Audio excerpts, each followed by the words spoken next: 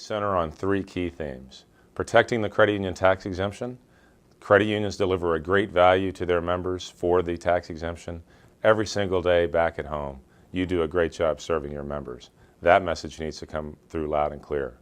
Credit unions can do more to help small businesses and help this economic recovery kick into high gear.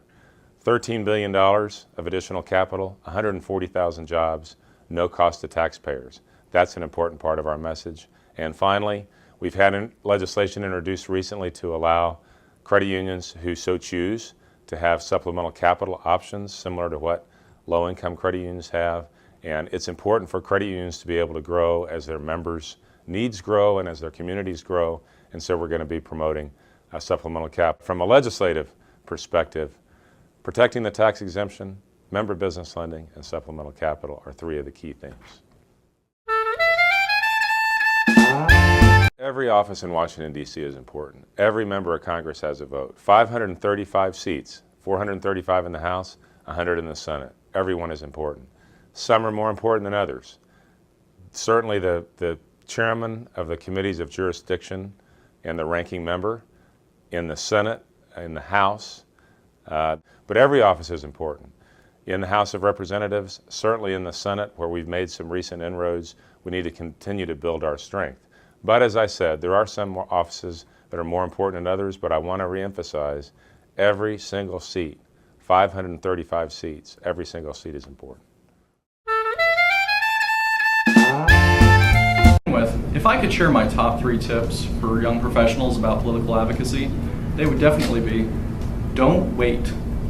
Political advocacy is too important to leave to somebody else. Your CEOs and board members have 1,000 other things to think about, so help them out with this one. Know before you go. In order to earn people's respect, you have to look like you really know what you're talking about. Bullet points are to be memorized before you get to the congressman's office.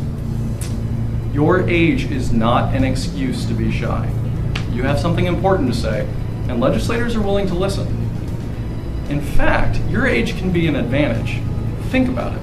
In a room full of seasoned professionals, what stands out more than a young face? And if you really know what you're talking about, it's even better. So you may feel uncomfortable at first, but the only way to improve is through practice. Be prepared and know your facts. You may only have about 10 minutes to meet with a staff person in the front office or even out in the hallway, and they probably have about 10 other meetings that day. Always present your facts as accurately as possible.